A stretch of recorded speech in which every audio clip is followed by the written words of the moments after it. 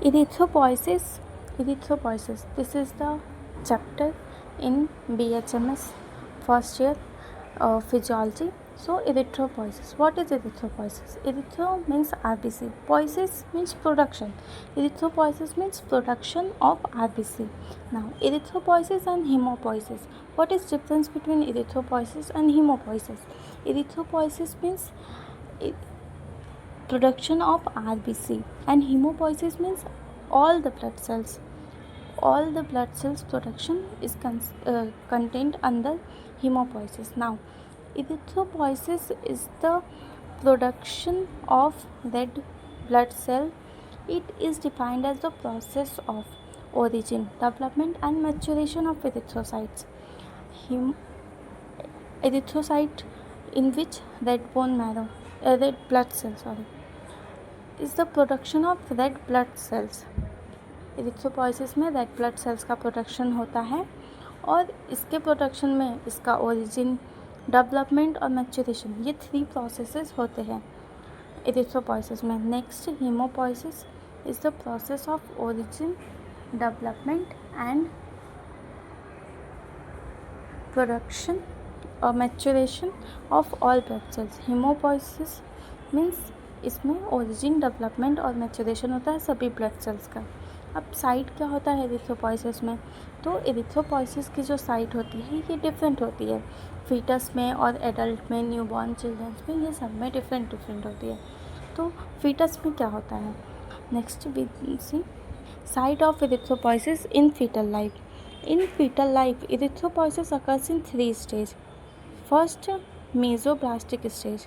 Now mesoblastic stage, during the first 2 months of intrauterine life, the RBC are produced from mesenchyma of yolk sac. जो first 2 month होते हैं intrauterine life के, जिसमें embryo grow होता है, उसमें जो RBC होती है वो कहाँ से प्रोड्यूस होती है? मेसेनकाइमा से. जो यॉक सेक होता है उसकी मेसेनकाइमा से प्रोड्यूस होती है, क्योंकि अभी न्यू बेबी बनना स्टार्ट हुआ है तो उसके most of the organs, bones ये फॉर्म नहीं हुए होते, तो इसलिए मेसेनकाइमा से RBC का प्रोडक्शन होता है. दूसरा स्टेज होता है हिपैटिक स्टेज. मेसोब्लास्टिक स्टेज, दूसरा हिपैटिक स्टेज. तो from 3rd month of intrauterine life, liver is the main organ that produce RBC.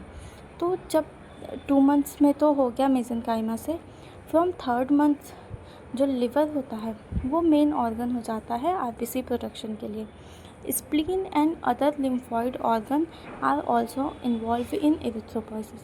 जो स्प्लीन और भी जो लिम्फॉइड ऑर्गन्स हैं वो भी इन्वॉल्व होते हैं RBC प्रोडक्शन के लिए, बट मेनली जो होता है वो लिवर होता है. लिवर मेन ऑर्गन होता है RBC प्रोडक्शन का. थर्ड है myeloid stage. During the last 3 month of intrauterine life, the RBC are produced from red bone marrow and liver. अब लास्ट 3 मंथ में क्या हुआ?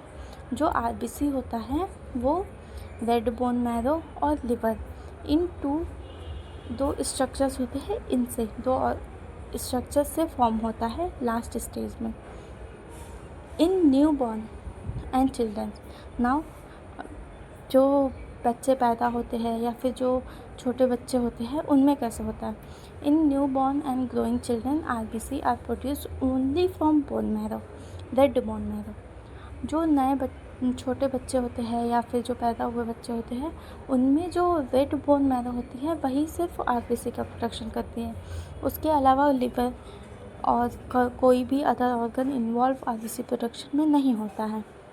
नाउ अब इन एडल्ट्स, फर्स्ट हमने देखा फीटल लाइफ में, दूसरा हमने देखा न्यूबॉर्न चिल्ड्रंस में. अब एडल्ट्स में कैसा होता है? तो एडल्ट्स में जो होता है, एडल्ट्स में भी सिर्फ रेड बोन मैरो से ही RBC का प्रोडक्शन होता है, बट एज पे डिपेंड करता है कि वो कौन सी बोन की बोन मैरो होगी. तो up to the age of 20 years, जब up to the age of 20 years, 20 साल की एज तक जो RBC है वो सभी बोन मैरो, ऑल बोन्स की बोन मैरो से, red bone marrow of all bones, long bone, flat bone, ये सभी बोन्स की रेड बोन मैरो से प्रोड्यूस होता है RBC. But after the age of 20 years, after 20 years of age, shaft of long bone contain yellow bone marrow due to fat deposition.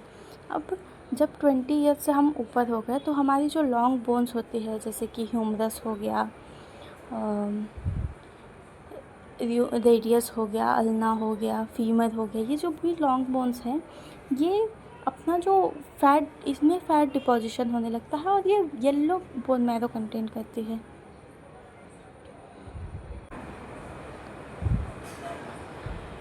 तो वो एरिथ्रोपॉइटिक जो उनका फंक्शन होता है, जब लॉन्ग बोन मैरो में फैट डिपोजिशन हो जाता है लॉन्ग बोन्स में, सो एरिथ्रोपॉइटिक फंक्शन उनका लूज़ हो जाता है. वो फिर एरिथ्रोपॉइटिक फंक्शन में इन्वॉल्व नहीं होती हैं, आरबीसी का प्रोडक्शन नहीं करती है. तो आरबीसी कहाँ से प्रोड्यूस होता है? आरबीसी प्रोड्यूस होता है from the membranes bone like vertebra, sternum, ribs, scapula, iliac bone, skull bone and from the end of large bone. जो लॉन्ग बोन होते हैं उनकी एंड से स्कैपुला या फिर मेम्ब्रेनस बोन, जैसे कि स्कैपुला हो गया, स्टर्नम हो गया, वर्टिब्रा हो गया, रिब्स हो गया, इलियक बोन, स्कल बोन, इनमें जो होता है, इनमें एरिथ्रोपॉइटिक फंक्शन होता है, इनसे आरबीसी का प्रोडक्शन होता है. इन एडल्ट्स, जब एडल्ट्स हैं, लिवर एंड स्प्लीन में produce RBC if the bone marrow is destroyed और फाइब्रोस्ड. मतलब अगर कि बोन मैरो डिस्ट्रॉय हो गया है या फिर फाइब्रोस्ड, उसमें फाइब्रस का डिपोजिशन हो गया है, तो शायद जो हमारी लिवर है, स्प्लीन है, वो अल्टरनेटिवली या फिर एज अ रिप्लेसमेंट वो आरबीसी का प्रोडक्शन कर सकती हैं. दो bone marrow is the site of production of all cells. Bone marrow में सभी टाइप के सेल्स का प्रोडक्शन होता है.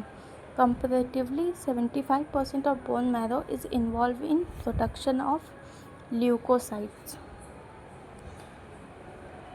And only 25% is involve in production of erythrocyte.